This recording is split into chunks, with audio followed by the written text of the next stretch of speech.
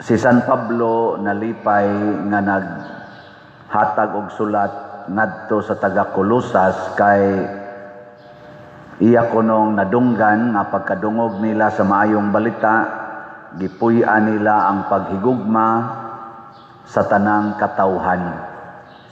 Importante kayo ni nga aspeto sa atong pagtuong Katoliko, kining paghigugma sa tanang katawhan. Lingiyay mong tupad, ina nahigugma kas tanan, pangutan-awa, ina ang tanan yun. Kinaiya sa gid ni Kristo, kay siya may atong model. Kinaiya sa nis Ginoo, kay gihigugma sa Dios ang kalibutan.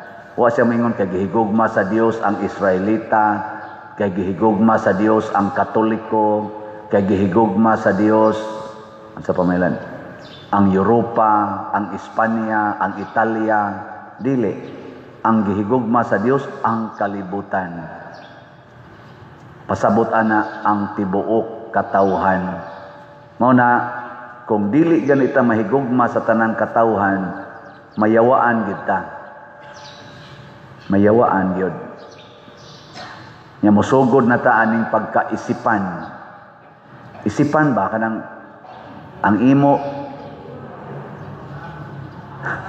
murag lahi ra ba ning pagkaisipan kay ang imo ako, ang ako. Murag inana ba? Okay ra tanang ang imo, ang ako.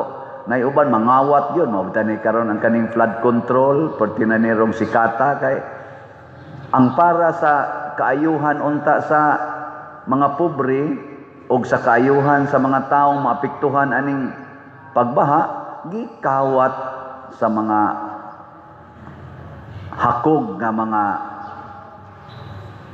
leaders o mga contractors na manganiro yung bagong kanang pinakasikat ron sa mga contractors na naay pila to 28 man to giingon pero 40 man kuno to kapinunta ang kanang porting mahalag sakyanan giad to dayos Bureau of Customs, duha na lang kabuok nahibilin dito sa ilang parkingan, duha na lang kabuok ng lupad ng mga sakyanan. Ambot og naanod bakas baha. Basig na sa flood kay wa makontrol nila ang flood. Naanod siguro to. Ingon anak kamaro ang mga taong way gugma. Ang pinaka-worst yun kadang ang atong higugmaon, ang atong kaugalingon. Muna si Jesus, nagsuroy-suroy ra gyud siya, wa siya maghimog balay, wa siya maghimo og iyag yung kaugalingong kingdom. Ana, kanisad si San Gregorio, dato man kay ni sila, gamhanan kay iyang papa, ang iyang mga kaliwat, Santo Papa, mga obispo dito sa Roma. Pero siya sa iyang pagka-bright kaayo, kadakog ranggo, nahimo pang prefect of Rome, nipili siya nga mopuyo sa gitawag og monastic life. Nagmunghi siya. Nibiya siya sa kalibutan. Nga giordinahan siya pagkadikon, gisugo-sugo siya sa Santo Papa, alagad siya Santo Papa, paghusay ani mga conflict, hangtod na himo gyud siyang Santo Papa. Murag wa ni siya moagi pagkapari, na ditso ni pagka Santo Papa. Nahiuban, nahimo ng kardinal, wa lang gyapon masanto Papa. Pero ambisyoso kay mahimong Santo Papa, makig-away pa sa mapili nga Santo Papa. Pero kani siya dikon, di tagid siya gusto, kay ganahan ra gyud siya sa monastic life. Pero gihimo man gyud siyang Santo Papa, iya sang gi-discharge ang iyang duties, mo nang nahimo siyang gitawag og the great doctor of the church. Aron paghusay sa tanang tao, ang iyang hunahuna, ang tanang katawhan magkahiusa. Although di gina siya mahitabo, hangtod na lang matapos ang kalibutan, dili na mahitabo nga magkausa gid ta kay naa man gyud mga buangon, hasta gani rong nanimba dinhi, nagsagol man gining buangon ug ang buutan ambot pila ka kabuk buutan aning naglingkod, apil na ning nagbarog. Naa magina mga buang ug kabuotan pero nindot lang unta nga bisag naa na bisag dili gyud ma-perfect 100% nga magkahiusa ta, at least kitang mga Katoliko ang atong gugma naas panaghiusa.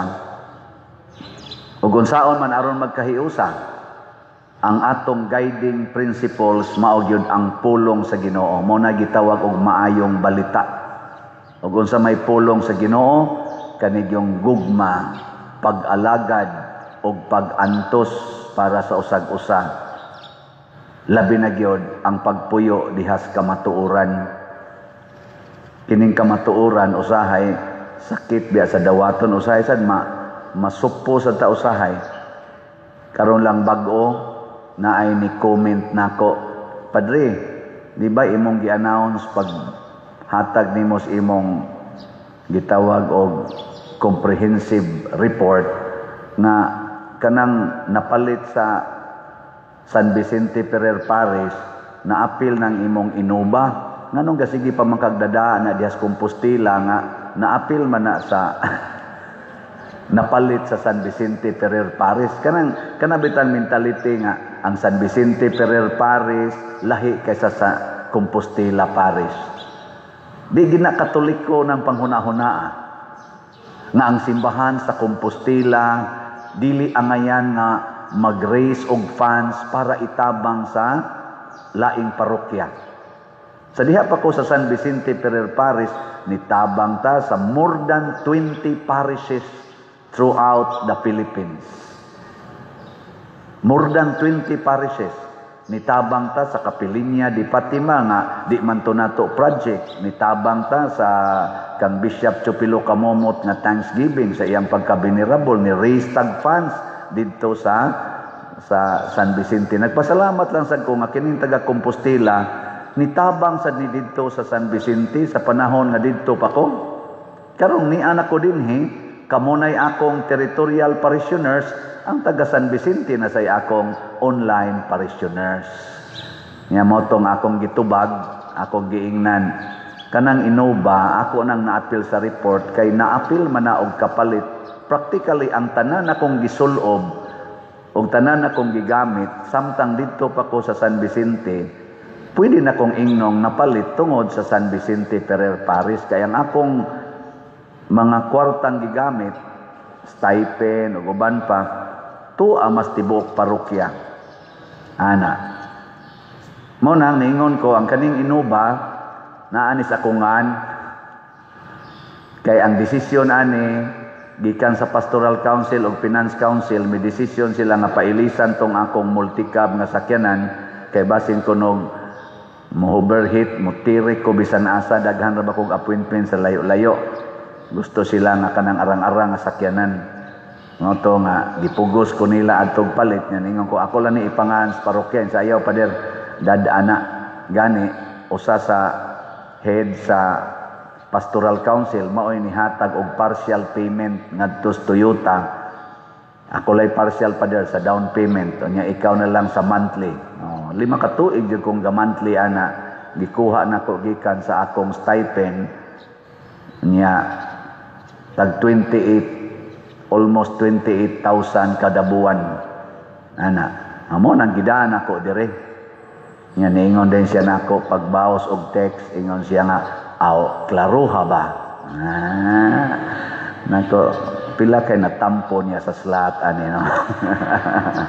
Interesado man kay siya nakapalit ba jud ni siya slot. Nay mga tawo ingon anak mga isipan kay tanan may kaayong muduki-duki basta kwarta nay hisgutan, basta mga butang gani nga ma-acquire nila kusog kay sila musubay-subay ana, pero padunita patabanga sa mutabang agi-agi lang ug mutabang man apay pakapinstorya daghan kayo pero pabawiag mga butang pagka kugihanang mamawi og mga butang di na moy kinaiya ni Kristo. Si Kristo giaksyon nagbawi sa taga Kolosas, gipangita siya samtang naglakaw siya dito niingon ni sila nangita nimo ang tanang tao dinhi na lang ka. Ingon si Jesus dili na pwede. Moadto gyud ko sa tanan kutob sa kong maabot kay maunay akong misyon. sa pag-anhis kalibutan. Kita sa mga igsoon, ang atong misyon maong paghigugma gyud sa tanang tao, ang pag-alagad sa tanang tao dito sa ako lang hisgutan ang sa San Vicente o sa ang akong gibuhat kay momao sa nay buhaton nato dinhi. Dito pa mi manghatag mig bugas hapit 5 ka kilo nga packed rice, hapit ka 4 kada tuig. Nya mag-average og 2,000 to 3,000 ka pamilya among tagaan. Why pili bisag unsa pay imong relihiyon nga tuwa didto? Nangayo sa mig mga balay, wa say pili basta perting ngilaras imong balay, among himuag balay nakahimo ta dito balay mga 151 ka balay didto. Why pili na? Although di sad mi mamugos og laeng kag tinuhuan nya mo ka ay lang na Katoliko man mo di lang ko magpaayo na akong balay, di lang ko mudawat anang bugas, di lang sad mi mo mamugos. Pero sus hastang laig tinuhuan kusog ay mo linya. Masoko pag dili taga ano wa man ko giapil sa lista.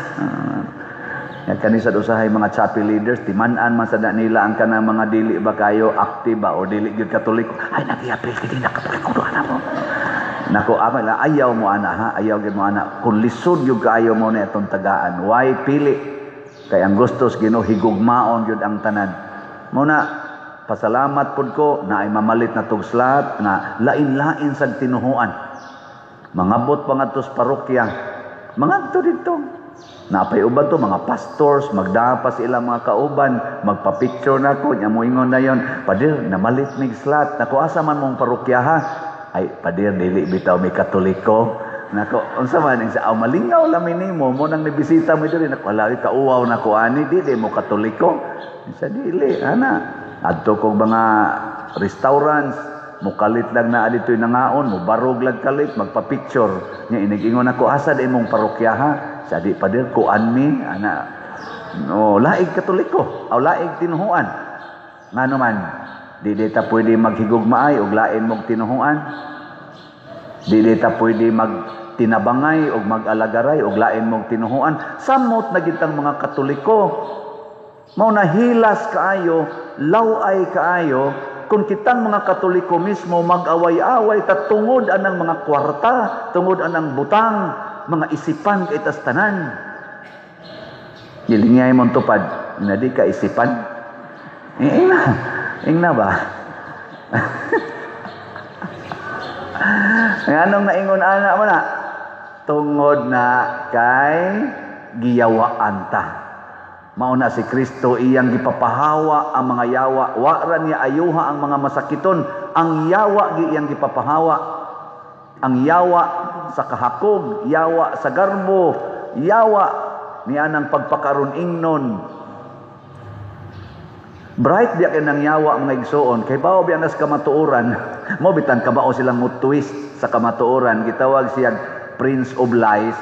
Kay kamao siyang mamaka. Kay kahibaw siya unsay tinuod.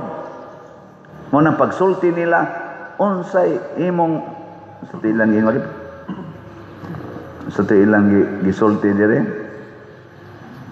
limot na mahinom ko ato ento dapita niingon dire ang yawa, ikaw mao ang anak sa Dios.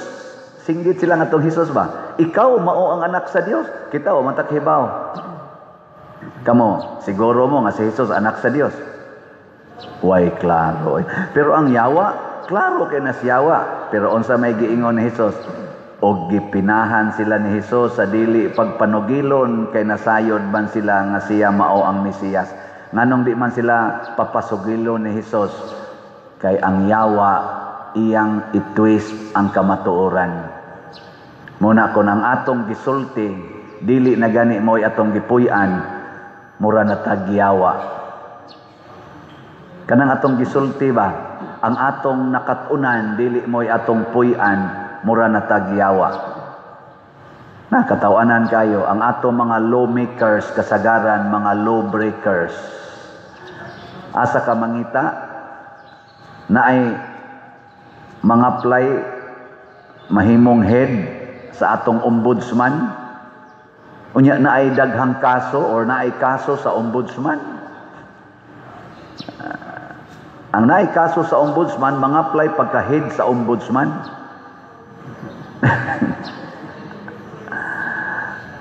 Asa ka mangita ana, legislator og balaod, musupak sa Supreme Court nga desisyon nga ang Supreme Court mao'y tig-interpret sa balaod, siya tig-legislate, di ay tig-interpret. Ang interpretasyon sa tig-interpret, supakon sa legislator. Ang nganong ga-legislate mo mong balaod, nga inyo raman dayong supakon, di man mo ganahan o i-apply ninyo. Nga naman, kay lagi ang nakatunan, dili mao'y gustong puy-an. Kamong mga asawa, ang inyong nakatunan, nga namana mo sa inyong bana tungod kay gihigugma. Nya nisaad mo sa kasakit og sa kalipay, sa kahamugaway og sa kapitos, sa sakit og sa maing panglawas. Mausad ang bana, mausad na gisaad. Kinsa dinhing mga asawaha nga wa gyud kayaw-yaw sa bana, taas ka mo. Nato na, so good na. Kinsa dinhing banaha nga wa gyud masuko o wa gyud kayaw-yaw sa asawa, ta sa kamot. Na utrosan. Ug wa na gani misa, magsige din mo yango-ngo sa obispo, bisyap, tagain taw migmisa, tagain migmisa, padre, tagain migmisa. Kinsa ninyo dinhi ang wa gyud kapanglibak og pari, ta sa kamot. Nang wa gyud mo kalibak og pari ba? So, hasta pare inyo pag yung iapil. Mao na ato untang puy-an ang atong nakatunan.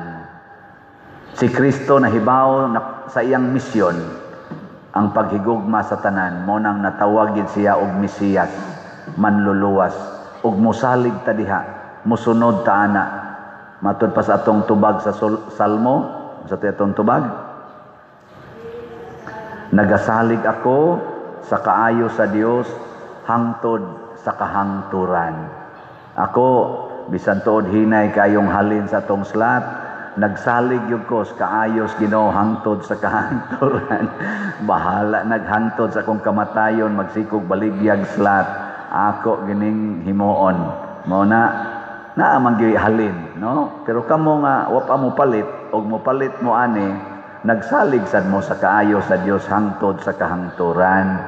Muna update lang ang atong God's reward and complete elation or grace na natay halin nga 50,198 ka slots, na apay 649,802 ka slots nga available, tag 100 pesos per slot. Nya do na ni 70 slot challenge matag 7,165 na ang atong challenges nga nadawat. Anya ang atong Protection and Prosperity of Santiago de Compostela or PPSC, ang atong halin niabot nag 13,086 ka slots, 86,914 pa ka slots ang available, tag 100 pesos per slot.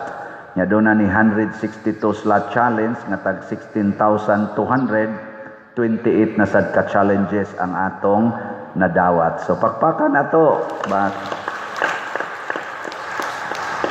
adtong Domingo nagyaw-yaw ang pipilian nato ka mga kaigsuonan kay nilapok og maayo dinhing atong palibot tungod sa kaning lapok og sa uwan.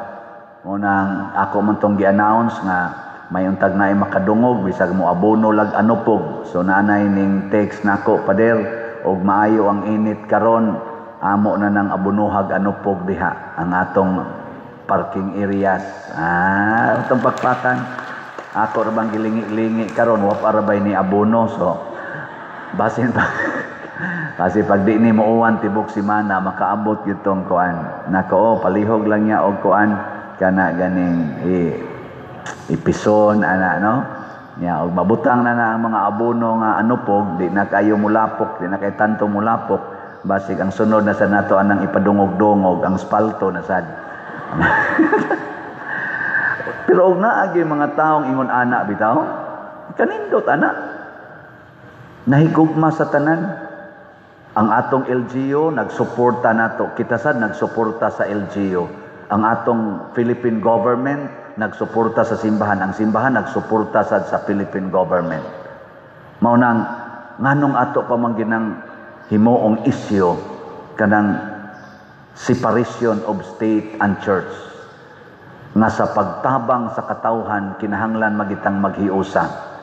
Separation of state and church in terms of doctrine and kaning gitawag na tog nature sa atong existence. Pero sa pagtabang, we are supposed to be collaborative or in collaboration.